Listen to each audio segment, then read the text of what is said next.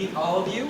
And I know we had some technical difficulties, but do you all understand English?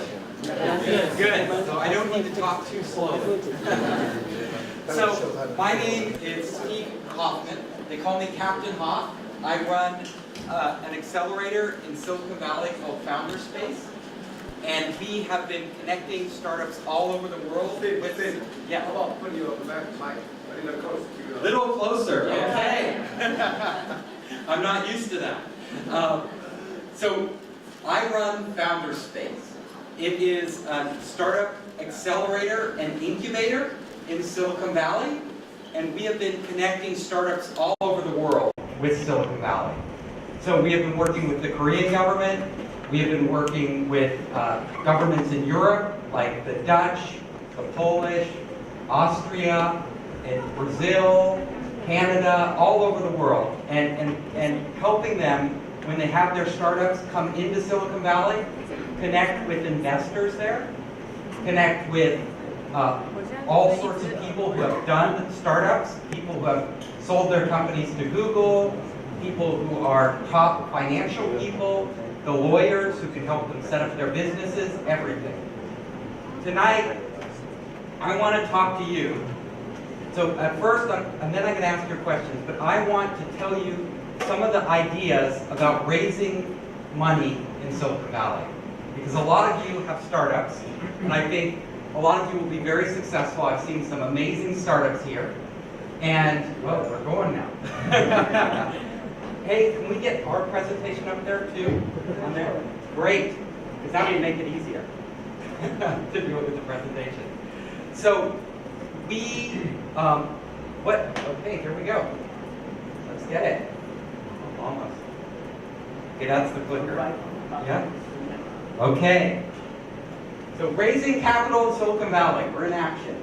Going global, let's talk about it. That direction. Okay. Let me help you. Yeah, you help me. I'll just quick. So let's talk about what investors look for in Silicon Valley. And it's probably similar to what they look for here, but it's very competitive. So when you go to Silicon Valley, there are startups from everywhere, and they're all competing for the same investors' attention. And investors are very busy. So a lot of times, they will only give you 5 minutes or a couple minutes to explain your idea. Now, what they want to know are these things. So number one, see these ants working together? They want to know about building your team. And so what are investors looking for when they see a team? They want to see actual team. They don't want to see one person, a solo founder, we call it, trying to do everything by herself or himself. That's not good. And the reason they don't want that is because you are supposed to build a billion-dollar company, a big company like Uber or Twitter, Facebook, and nobody builds a big company by themselves. So they want to see that you have not a vision that can attract other people, and they want to see that you are a leader. So when they look at your team, they aren't just looking at you, they're looking at who you brought onto your team. And they want to see that the people on your team are really good people. They want to see that they're so good that those people, they aren't like your brother Joe who can't get a job, or your friend Pete, who just you dragged over to pretend to be on your team. They want to see somebody who could be working for a big company, like Foxconn, or Google, or you name it, and would have a really good job at those companies.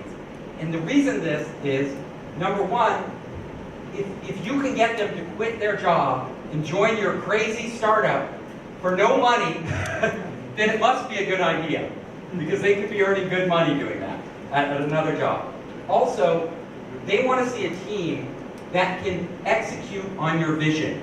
So you have a vision to create a world-changing company. The people on your team, they want to see that they are the ones who can actually do it. And the reason is because when you're a small startup, at the beginning, you usually don't have a lot of money. You have a little bit of money. And so you usually can't pay people. and they want to make sure that when you have no money, your startup doesn't go away. It doesn't die. So they want to see that you can build the product and keep going. Now, some founders, some startup founders, they actually hire people to build their product. So they're building an app, and they say, I have enough money, I'll go hire a contractor to build the app for me. Investors don't like that. They don't want to see you paid somebody to make your app. Because you know what? When you pay somebody to make your app, you know what they're thinking, the person you pay? When can I get my money? And that's all they care about. They're being paid, they don't care about making the best app in the world. They want to get paid. Contractors, when you pay them, they usually have many projects going at a time, like 4 or 5 projects. So you're paying them a little bit of money, and they want to get it done as quickly as possible. Now, you can never, when you might hire a really good contractor, and they would build you a good app, but you know what a good app is worth? Nothing. It's worth nothing. You know why? Because only if you have a great app, and the best app, do you win. We all know in the App Store, the best apps get millions of users. And the good apps, people try them, oh, no, this one's better, I go to the good one. Everybody goes to the great apps. So don't build a good app. You never build a great, world-changing app or product of any type unless you are totally passionate about it. Meaning your team is staying up, they're dreaming about it every night, every day, on the weekends. You know, in the shower, you are thinking about how to make it better than anybody else. If you pay somebody just some money to make it, they don't do that. They're never going to make it great. So investors, when you build your team, make sure that your team is building your app, or your product, your IoT product, whatever it is, they're doing it. We can go to the next slide. Okay, watch the waves. So this isn't about surfing. This is about the market in Silicon Valley. So in Silicon Valley, the investors invest in certain, they go through waves. Like they're investing right now in IoT. IoT is the wave. So all these investors and all these companies around the world are saying, show me, they're coming to me. And they're saying, show me IoT startups. IoT, I want that. Or wearable startups, or big data, or fintech. Those are the waves right now. But you know what? The waves were 6 months ago? Bitcoin. Everybody's like, show me Bitcoin. Show me Bitcoin startup. Now nobody wants to see Bitcoin startups. If you come to Silicon Valley with a Bitcoin startup, you're wasting your time. That wave is past. You know, so you have to have a startup. You have to know what they're investing in if you want to come and get funding. Because if you're not, they make a bunch of investments and then they wait and see what happens. Like with Bitcoin, they made a bunch of investments, but Bitcoin is like, you know, it's not doing well. So that now they're waiting. Nobody wants to put more money in right now. We can go to the next slide. Target your investors. So a lot of startups waste a lot of time talking to the wrong people when they come to Silicon Valley. Your time is more valuable than the investor's time. You know why? Because you have to build a business. You probably aren't getting any money now. The investors are very, very rich angel investors, so they're just having fun. Or they're maybe a corporation who might not even want to invest, they're just trying to get information from you. Or they're a venture capitalist who gets paid every day to sit and listen to ideas. And they'll listen to many, many ideas. So, and more than half the stuff they listen to, they would never invest in. Sometimes they just take a meeting to actually see what you'll say because they want to learn about the space. But you can't spend your time teaching them. That's not a good use of your time. You should be building your product and building your business. So before you meet with an investor, make sure, number one, that they invest in what you do. Because if a lot of investors, you can ask them in a nice way, tell me what you invest in. You can look on venture capital's websites and they will tell you. You can talk to other people. But don't meet them if they don't invest in your sector. So if if you are doing IoT startup and they invest in biotech, you're never going to get any money. They're doing biotech investments. So they might be polite to meet with you, but you're just wasting your time.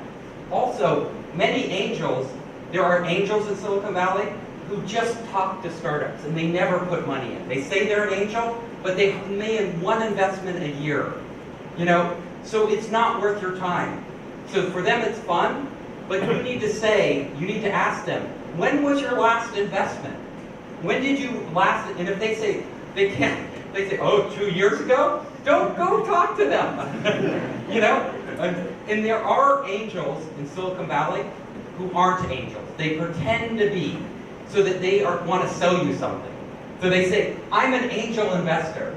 But you know what they are? They're trying to sell you like a hosting service or some other product. And they know that startups come to them. So check them out. Always check when they did their last investment and what they invested in. Make sure it aligns. Go to the next slide. Qualify your leads. So a big part of being a startup founder is you're going to get people coming at you from all different directions. You will get lots of people. Your time is precious. Always remember that. And be very careful. So one of the best business people I know, they have their priorities. So you should have 3 priorities, maybe 5, but try 3 things that you need to get done to move your business forward. And you will get invited to do all sorts of other things. But if they aren't in those 3 priorities, don't do them.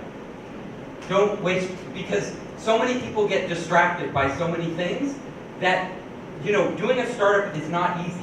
It's hard, right? To be a successful startup is really hard. You have to stay really focused. So there will be different groups that want to meet and different things that are going on, and people will come at you with new ideas like, oh, you should use this solution to integrate on your product. You need to be very careful to just do what you absolutely need to do to get to the next thing. So you need to know with your startup what you need to do next and put all your energy, everybody's energy into that. We can go to the next slide. Never sell. So this is a big one.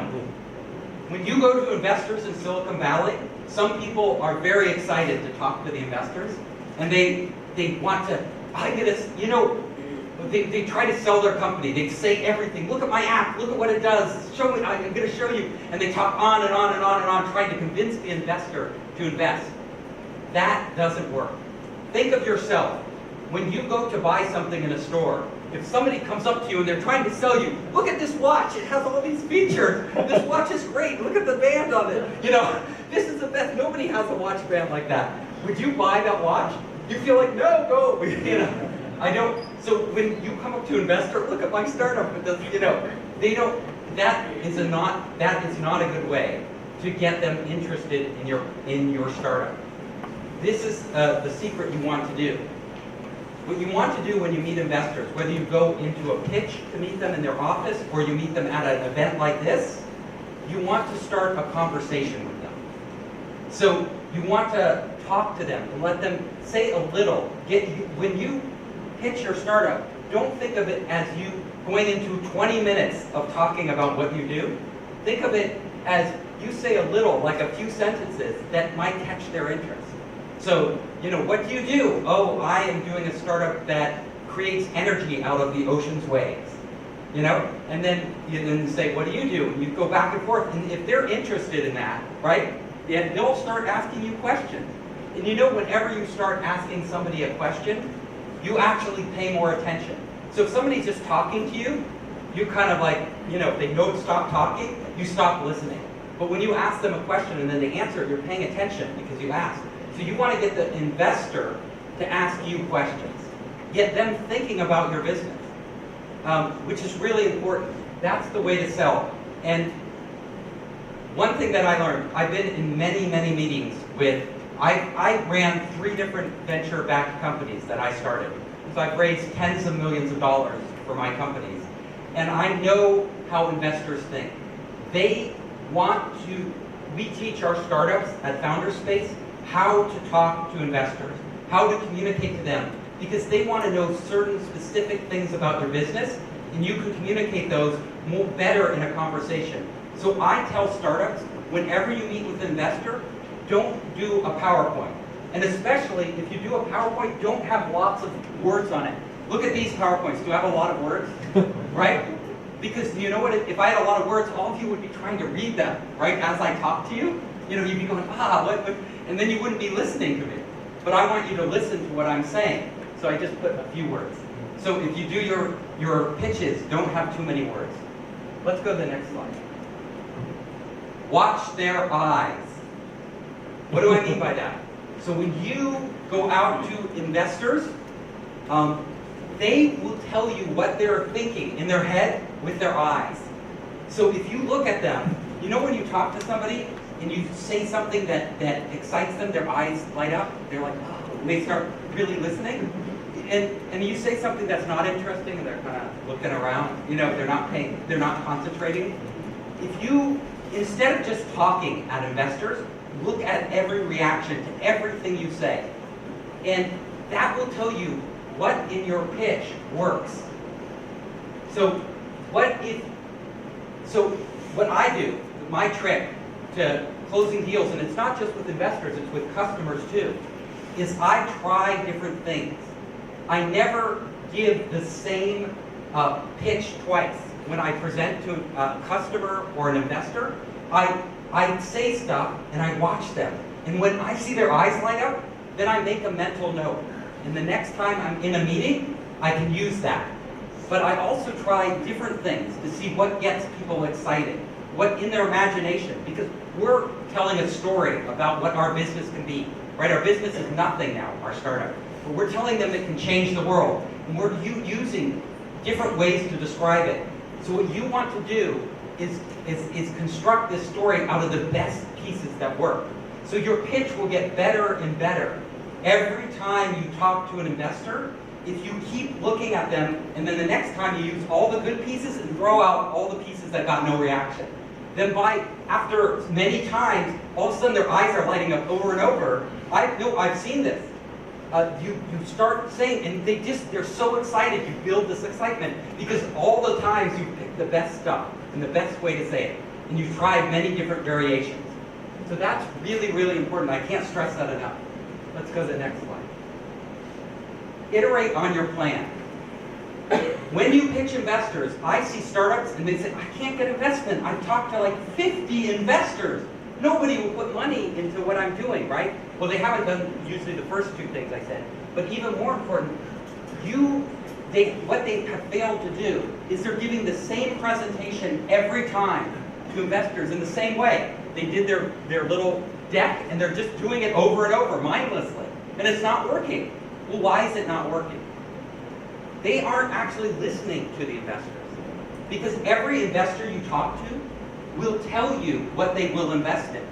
They will, if you ask them, or if you listen to them, just by the questions they ask you, you can figure out why they aren't investing, exactly why they aren't investing in your company. So when I go out, like the first time I tried to raise money for one of my companies, it took me a year to figure this out. I couldn't get investors interested. The second time, it took me only 3 months. And the third time, 2 months. So very, very fast. But I learned the hard way that what I learned was that, investors will tell me, like, I'm not interested in, they'll ask you questions like, why do you do this? Why are you doing, these are smart people, right? They've made a lot of money, most of them, seen a lot of startups. Why are you doing this? Or what are you doing? If you spend your time talking less and listening more and say, why are you asking me why am I doing that? Well, because the market's like this and you'll never make money doing licensing. You should do it in a cloud service, whatever. They'll have ideas. They'll tell you. And if you get in that conversation with them, like I said at the beginning, then every time I would come home, every time I would change something on my plan because they would have given me information. They are free. If you were to hire these people, these venture capitalists and angel investors, you would have to pay them like thousands of dollars for consulting. But there they are for free, sitting with you. You should use that to ask them as many questions as they're asking you. So what do you like about this plan? What excites you? What would you do with? And then also, when you ask people what they think, you know what happens? They get excited because they start to put their ideas. Oh, time's up. I could go on for like hours.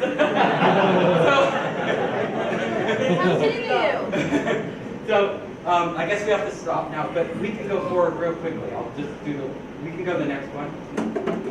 Oh, well, this is all about closing the deal, how you close investors. I won't talk about it. We'll go to the next one. And negotiating, go to the next one. Scaling up, I think this is the last one. So you can go to the next slide. Yeah, okay, so this is my contact information. So if you're coming to Silicon Valley, you want to contact me, here I am, Captain Hoff at founderspace.com. Send me an email. We're going to open it up to your questions now so that you guys can ask. And I wanted to invite my partner, David Lane. He's a venture capitalist. Let me say a few words about David. David is very unique. He started his career at Harvard Foundation that has like $8 billion under management. Did then, now it's 38 billion. 38 billion. And then he's done many venture funds. And so David, would you like to say a couple words about yourself before we... Not really. Okay. Oh, sorry. I guess that's my cue. I've been in the U.S. venture capital business since 1987. It's clearly changed a lot. Clearly, the entrepreneurs are a lot better looking now than they were then. I mean, that's something that's obvious. But the great thing now for entrepreneurs is there's a lot of opportunities you could get to because distribution and other problems that we had 20 years ago now are getting solved. And you have the access to people all over the world quickly to build businesses of great scale. And that's tremendously exciting. Also, capital is not as constrained as it used to be. It's changing a lot. It used to be really venture capital firms, but now angel investing, crowdfunding, mutual funds, hedge funds, and probably number one for you guys in some ways is corporations. There's a lot of new money getting into the game. But if you want to take businesses globally, you need to look at coming to Silicon Valley. Because about 25% of the world's capital that's invested in startups is done in and around the Silicon Valley. Further, if you want to rely on corporations to plug into them, Silicon Valley has almost every major corporation who has some sort of facilities there. So that's our pitch for the Silicon Valley, and love to entertain some questions either about Founders Space or venture capital, at least in the United States. Yeah, any questions? Yes. The age limitation. Yell it out. On staff. Are you limiting the staff CEO to some age limit, like under 45 or something? Is there an age limit? Yeah, a new law in the No, US. they have to be breathing. None of the dead stuff. Yeah, if you're not a teenager, you don't get funded. 20s are too old. No, there's no limit. They did actually a study recently, and I hate to tell you because most of you are very young. And they measured the success rate of young entrepreneurs versus older entrepreneurs. Older ones did better, higher success rate. That's because they failed 4 times before. Yes, Right. So, yeah, you have to educate like the Taiwanese government and some government. They have this strange limitation, like under age 45. I don't know why. Do they? 还有其他的问题吗？好，稍等一下哦。Yeah, how do I join the Founders Space? Oh, join the Founders Space? Okay, it's pretty competitive. So we get thousands of applications. So you have to be one of the best startups that applies. It's that simple. But you just go to our website and you can sign up, and then we review every application. We take everyone very seriously and look at them very carefully. We have 3 different stages that we vet the applications through, and if you make it to the final stage and then you're selected, then we let you know. So are you going to host like competition in Taiwan, like the TechCrunch event in Taipei, maybe for teams in Taipei or Taiwan can We are going to be doing a lot in Taiwan moving forward, a lot. So that will probably be something we do. This is our first big trip here, and it's been fantastic. And we plan to have a big presence here. Yeah. And a lot of that will be done through local partners. Yeah. So that will be announced more over time. Yes. 好，我帮我补充一下那个，因为今天 Captain Hoff 的名片发完了，所以要记他联络方式的，就靠这张投影片去把它拍上。Next question. What is that? A simple question. May I by myself go to Silicon to build up my team and start up at Silicon by myself? It's possible because I have an idea, but I have no team. I want to build up my team in Silicon. Is it possible or not? I got it. So you want to come to Silicon Valley, but you're by yourself and you Yes. don't have a team. Yes. But you want to build your team in Silicon Valley. Yes, maybe I will find my partner first. Maybe in Silicon or Taiwan first. So this is my advice to you. You can do that. Many entrepreneurs come from all over the world by themselves and find partners in Silicon Valley, but it's much harder. Much harder than finding a partner here. Because you're in a new country, you don't know anybody, and it takes a while to find a good partner. The best partners you can find are people you've worked with in the past, or you've gone to school with. Yes. People you know and trust and can talk to, not some random person. So I recommend finding your partner here and then going. Second thing is, because I'm a foreigner, may I have I start my company in the United States? Is possible or not? Because you're a foreigner, 60% of the startups that are getting funded in Silicon Valley are foreigners from overseas. So yes, most startups are from foreigners. So Silicon Valley is great, not because of Americans. It's great because it's attracting the talent from all over, the smart people from all over the world. So when I'm in Silicon Valley now, and at a meeting like this, I'm usually one of the only people who was born near San Francisco. There are people from India and Poland and Russia and Brazil and everywhere in the world. And then I'm actually came from San Francisco. It's unusual. So you'll see when you come there, it's very easy to fit in with the culture and the people. You'll have no problem. And your English is good, no problem. But the Chinese food is not as good. It's true, yeah, it's true. I know that. Yes. Next question. Okay, we have a question here. Hello, I actually have 2 questions. The first one is, we know... I'll come over here to give you guys some love. Okay. Because you've been neglected. Yeah, I know Founders is a very good accelerator, and it's very competitive to apply for a ticket. But there are also some alternatives, some other choices like Taiwan Stars, YC Stars, and can you give us some reasons if a Taiwanese company supposed to be very promising, very good one? He got 2 tickets. One is to 500 stars, for example, and the other one is to Founders Space. And how can you? Okay, what are good reasons to choose Founders Space instead of 500 stars? Yeah. For example. Yes, I got it. Okay, this is the first question. Well, no, one question at a time. I'll forget what the first one was. I'll answer the first one. Okay, well. Let me answer this, and then I'll give you your second question. Okay?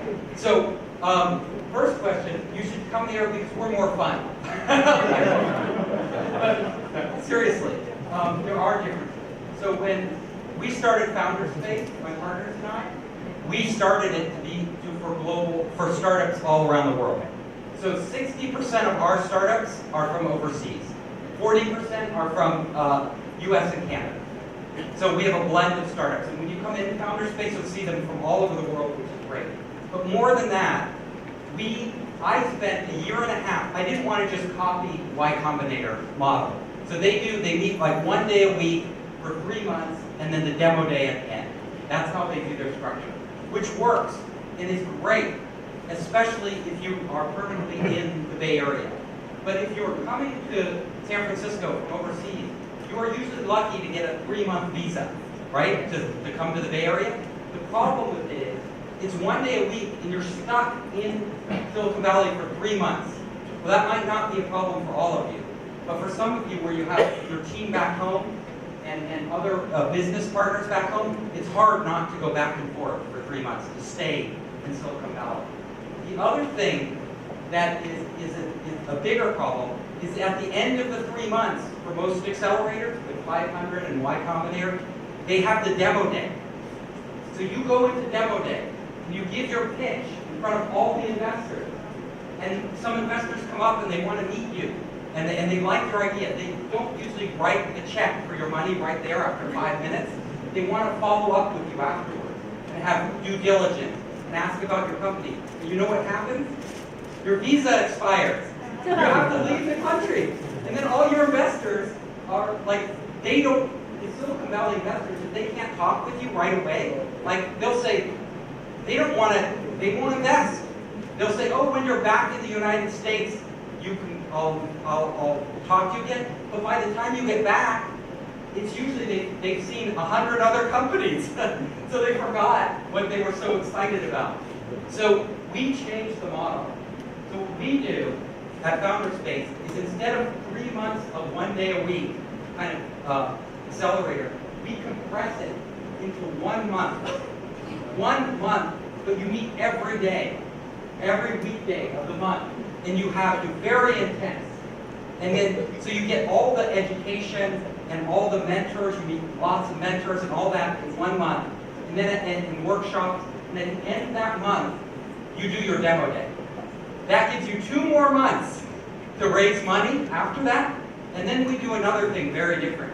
Most accelerators, when you go through the 3 months, it's over. You're on your own. They bring in a new batch of startups, and then you have to go, whatever happens, happens. But the problem that entrepreneurs told me that they wanted, they said, I have a lot of questions like after demo day, because what about this investor? Should I do this? And should I do that? They had all these questions that they wanted answered, but the accelerator program was over. What we do is we do the 1 month up front, very intensive, the demo day, and then for an entire year, for a whole year, you can come back and talk to our mentors in any of the mentoring sessions. You can come to our workshops. We give you so it's much more flexible.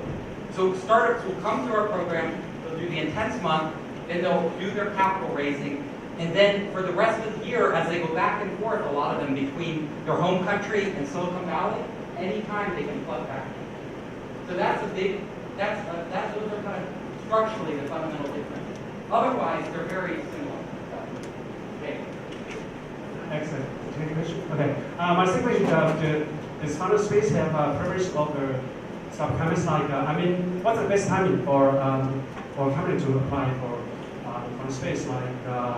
Should he should it be a C-stage company, or does it has got traction, or Okay, yeah. No, those are great questions. So we try to work with all types of companies. So I love early stage companies where you're figuring out the hard problems and everything. So if you have serious traction, you can just raise money, right? It's very easy. Some of our companies come in and they have a lot of traction. They have like millions in revenue. They're very far along. Others of our companies come in much earlier. But we need to see that you, as a company, have figured out your product market fit.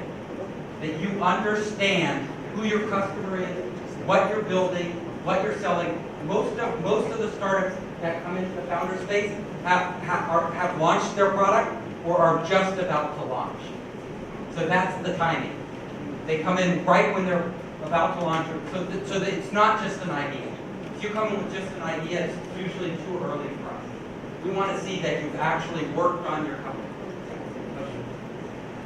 不好意思啊，因为那个他们明天早上这2天都还有行程，所以说我想说哦，这是不是今天先到这边？然后我们礼拜5晚上6点还有一个farewell party， 就是他们礼拜5晚上会飞回美国，然后礼拜5晚上6点在那个徐州路的那个市长艺文沙龙，就是官邸艺文沙龙那边还有一个他们的farewell party， 那就是也欢迎大家就是到时候可以到，因为他们其实很欢迎大家跟他们互动啊，可是因为今天时间比较晚了，然后呢，那他们明后天都还有很多行程，所以。我们今天是不是就Q&A先到这边，然后呢，那到了这个礼拜5再欢迎大家一起到那个艺文上的活动。再开放一个问题啊。好，那就再好，最后一个。Next question. What? Last question? Take it over. Right here. Right here.